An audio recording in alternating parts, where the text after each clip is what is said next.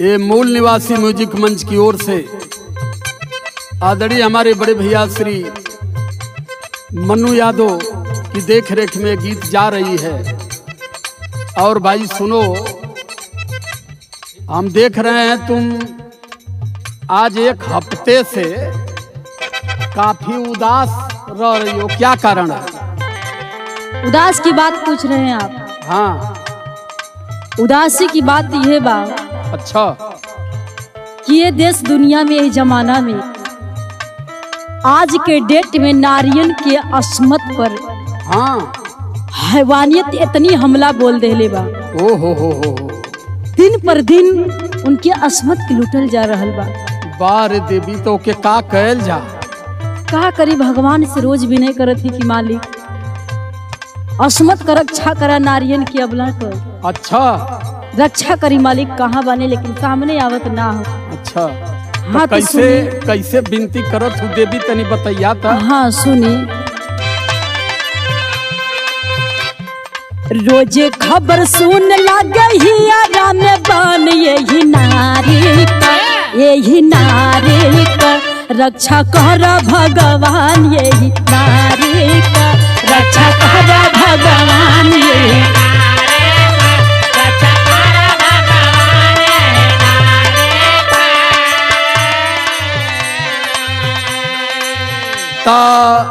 भगवान से विनती करत हूँ कि नारिन का रक्षा करा।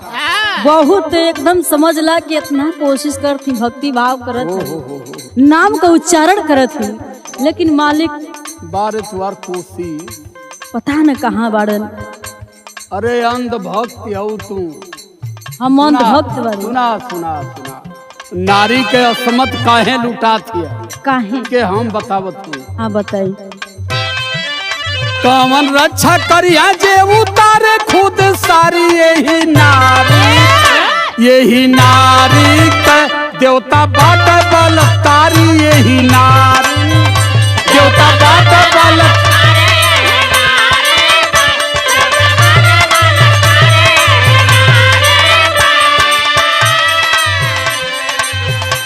अब तक ले तो हमके कहलिए, लेकिन हमके लगा था कि राउर दिमाग में एकदम कचरा भर गई। हाँ अरे कैसन बात करत है कि देवी देवता बलात्कारी हो गए, बताइए हमके। बात सही है, हमारे दिमाग में कचरा भरल है देवी।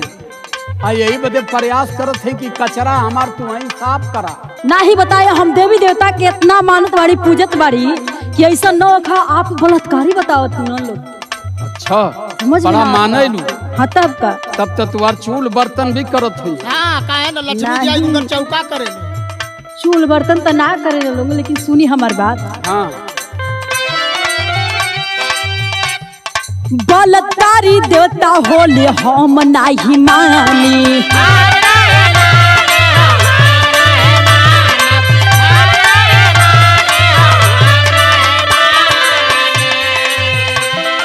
दुनिया भरोसा करे भगवान के जानी।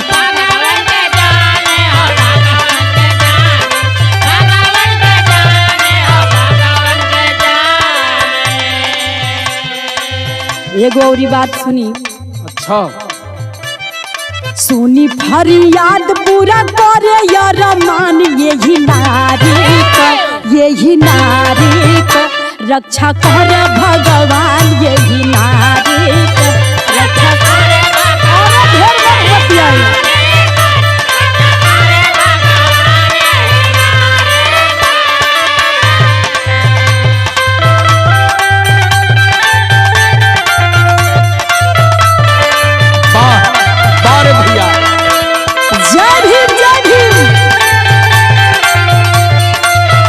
क्या बात है, जय हिंद भैया।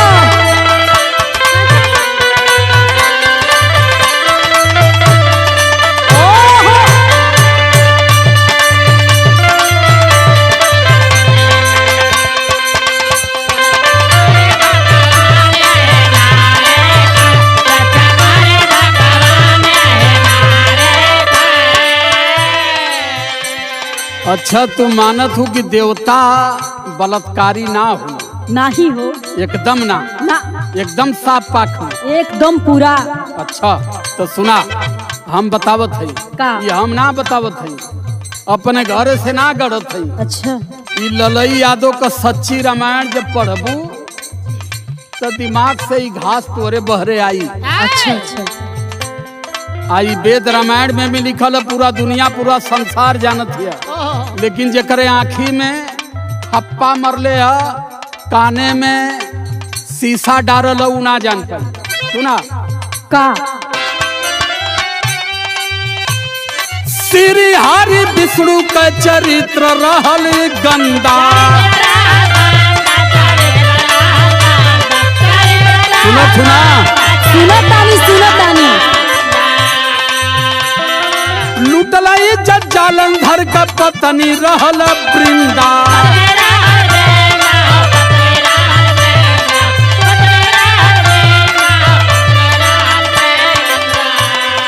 दूध का बिलार नाही कारी रखवारी, यही नारी देवता बाट बलतारी, यही नारी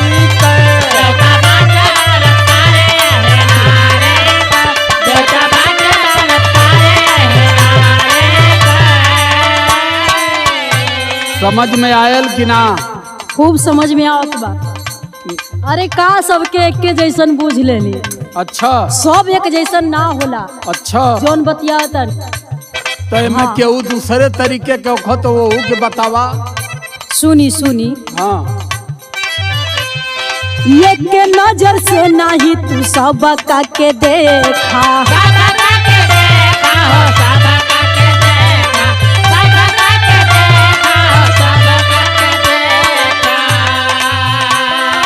हवा एक कुकर्मी नाही सबे एक लेखा।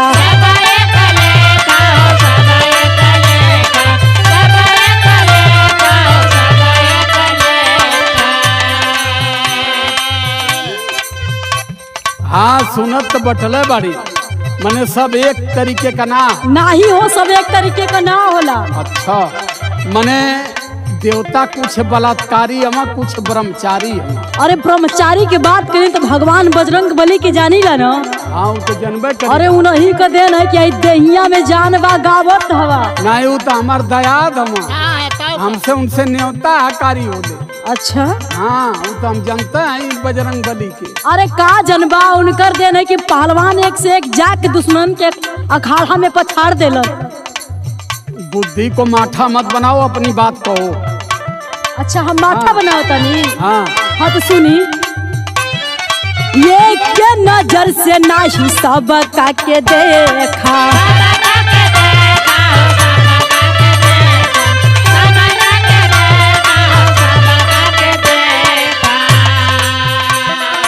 हवा एक कुकर्मी नाही सब एक लेखा।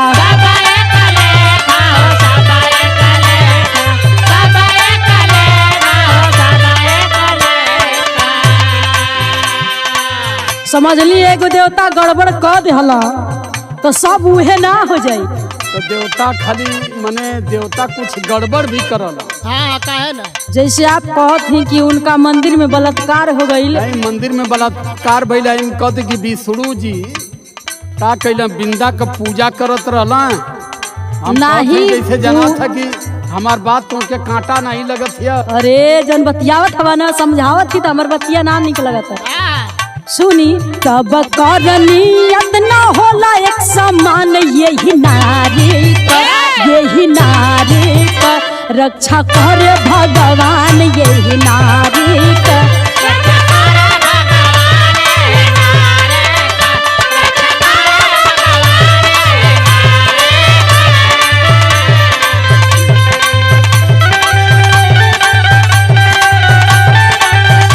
क्या बात है, जय हिंद भैया।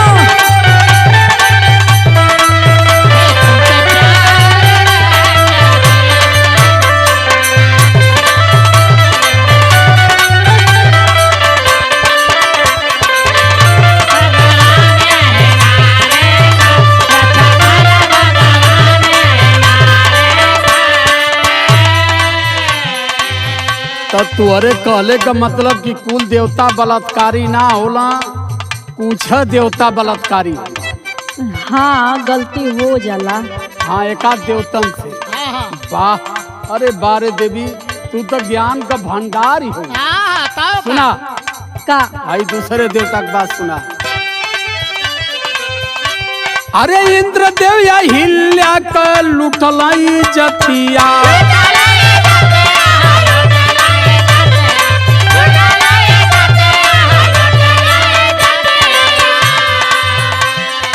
विश्वामित्र मोहनी का कैला सतिया,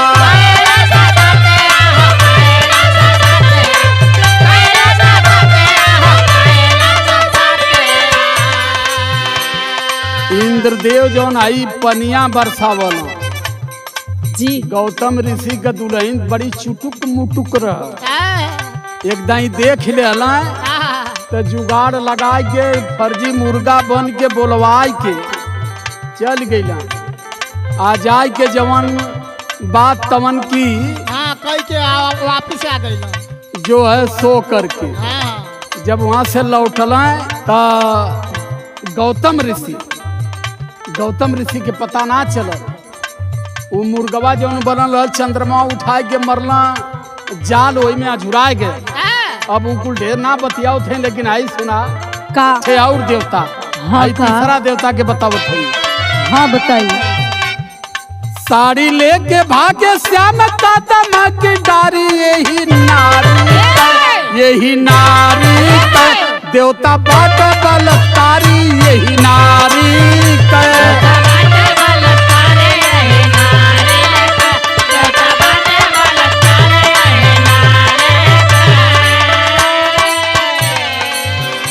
समझ में आवत है कि ना आवत है?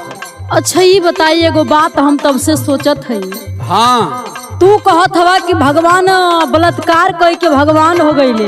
हाँ दुनिया पूजत है। हाँ लेकिन हम बताओ थी कि हमरा पंडित जी लोगन का बतावे लोग का बताओ ना तुम्हार पंडित जी लोग जो है सो करके। हाँ तो सुनिए का कहला वेदवा पुराण के बखाने पंडित ज्ञानावा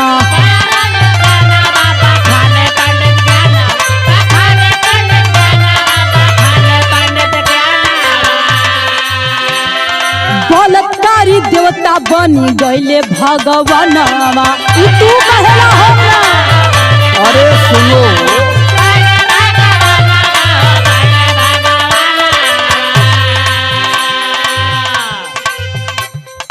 बलात्कारियन के पंडित कहेले महान यही नारी रक्षा करे भगवान यही नारी रक्षा करे भगवान।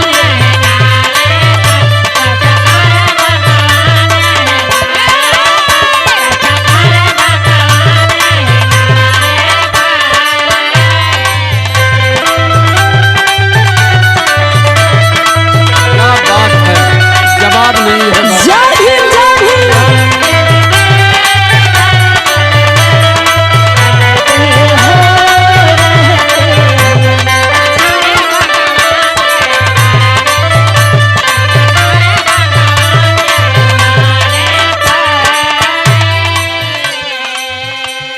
तो मने वेद पुराण में जवन देवता तुअरे कहले के मतलब बलात्कार करना तो वो प्रसाद देला।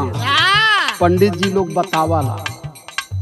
सुनो हम बता देते एक चीज एके अगर दिमाग में एके हम ना कहत हई पूरा देश जानत है पूरा भारत एके जानत है अब विश्व भी जानत है। सुना महाराज लोगन के गति जो उन भगवान का सबसे बड़ा भक्त हूँ का हो आई एम गॉड कहे बाबू या राम हो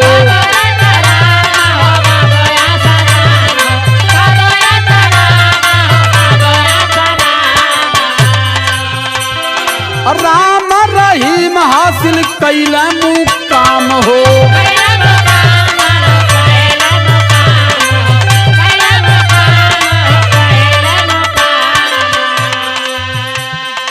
आसाराम बापू का नाम सुन ले हो कि ना? अरे सुनले देखू नहीं उनकर जो समियाना बा। अच्छा तो समियाना देख ले तो तुम सिरसागढ़ लेके गए लली तो राम रहीम कभी देख उनहु का देख ली उनहु के देख लू। हाँ तो राम रहीम ये कहाँ है कि हम स्वयं कन्हैया हैं। जी आ स्वयं कन्हैया उनकर कहले का मतलब ये रहल कि कन्हैया के 1600 पट रानी रह। जी चित रानी कितना रहा उनकर कोनो एविडेंस ना है।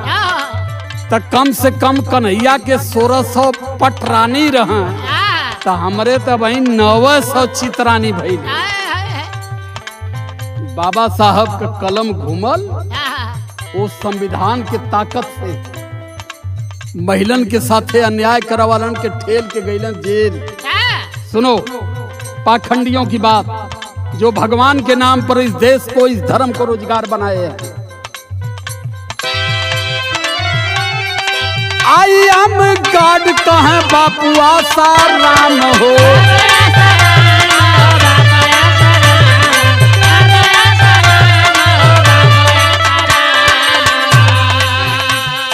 राम राम हासिल कैला रेप का मुकाम हो।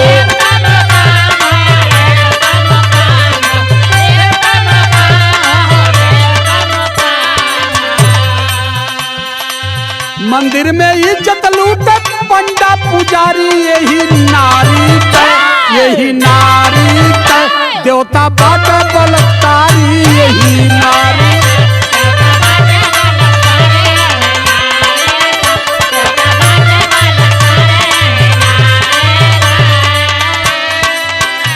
समझ में आयल।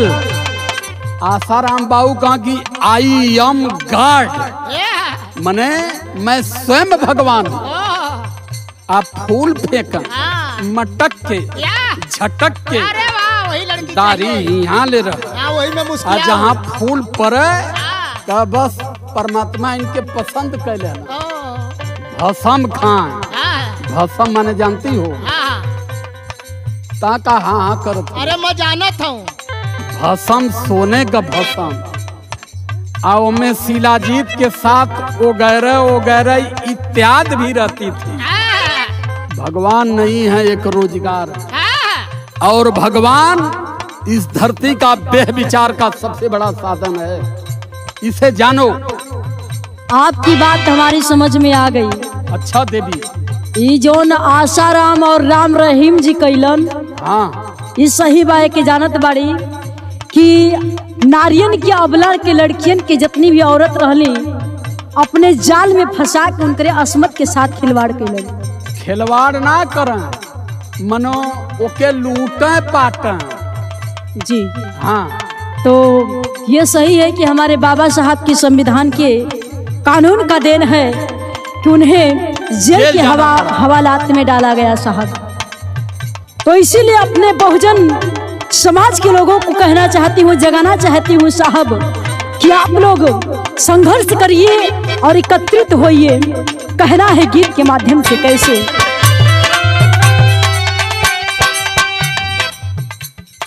जबाले ना पैबा बहुजन दिल्ली का ससनावा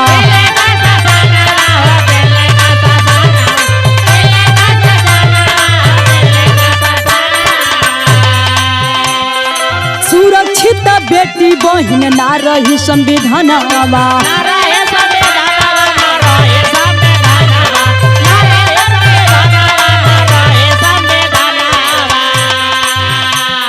राजकुमार कहे करा दिल्ली का तैयारी यही नारी का रक्षा कर भगवान यही नारी का रक्षा कर भगवान यही।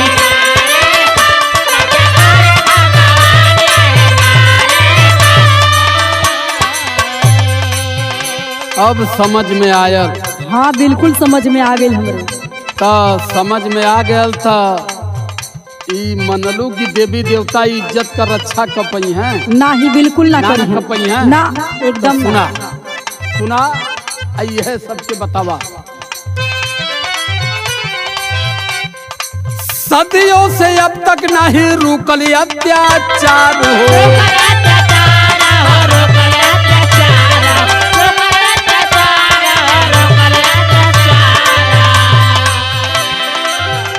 आज से ना 3000 साल पहले से नारिन पर, पिछड़े समाज के नारिन पर अगड़न बना।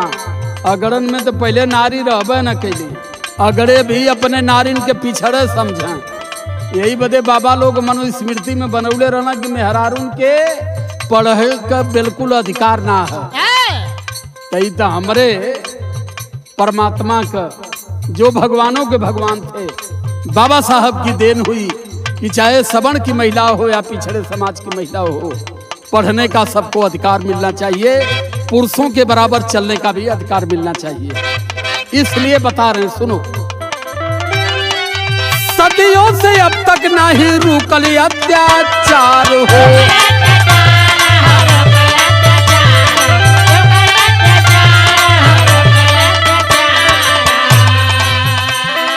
दोषिन के बचावाया ज देखा सरकार हो।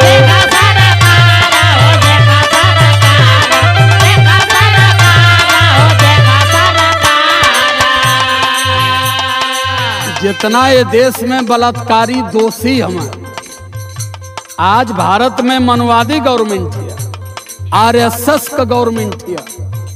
पिछड़े समाज के लड़किन के इज्जत लूट जाए, कौनो अन्याय हो जा तो ऊपर बहुत ज्यादा कमेंट कैले का, ऊपर ढेर लड़ाई के जरूरत ना हो।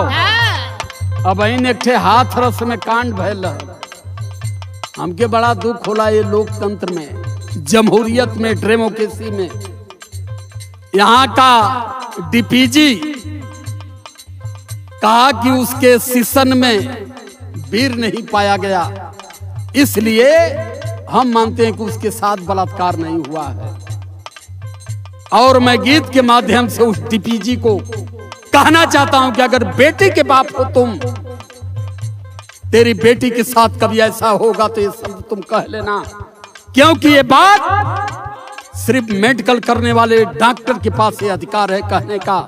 तुम पुलिस अधिकारी हो प्रदेश के, तुम्हें ये कहने की हैसियत और अधिकार किसने दिया है? बेटी का बलात्कार हुआ, सीबीआई ने चार्जशीट भी दे दिया। चार्जशीट में सीबीआई की रिपोर्ट ने माना कि उसके गले की हड्डी भी टूटी है, उसकी जबान भी कटी है और उस बेटी के साथ बलात्कार भी हुआ है। शर्म से डूब मरना तुम, किसी भी माँ बाप के बेटे हो। आदरणीय श्री डीपीजी साहब, ये शब्द अपने आत्मा में वापस ले लेना, लेकिन कभी किसी गरीब की बेटी के साथ इस तरीके की हरकत अगर हो तो कभी पुनः ऐसी बात दोहराने का प्रयास मत करना, क्योंकि बेटी की असमत वो जानता है जिसके पास बेटी है। इसलिए मैं समझा रहा हूं, सदियों से अब तक ना रुकली अत्याचार हो, बचावे दोषियन के देखा आज सरकार हो।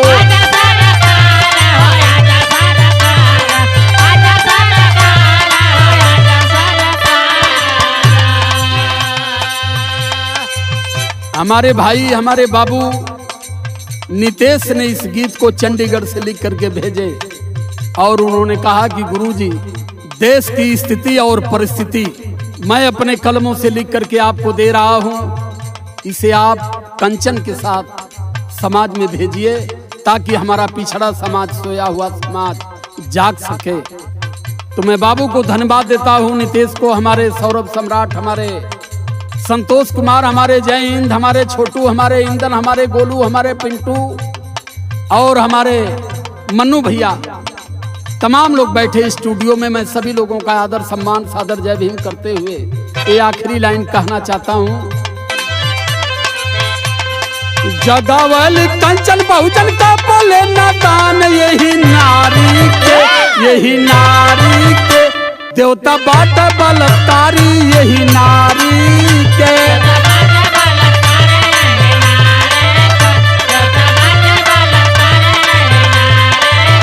रक्षा कर भगवान, यही नारी का देवता बाट बलात्कारी यही नारी के, रक्षा कर भगवान यही नारी के, देवता बाट बलात्कारी यही नारी के।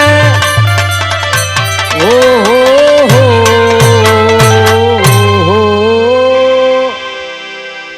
सादर जय भी।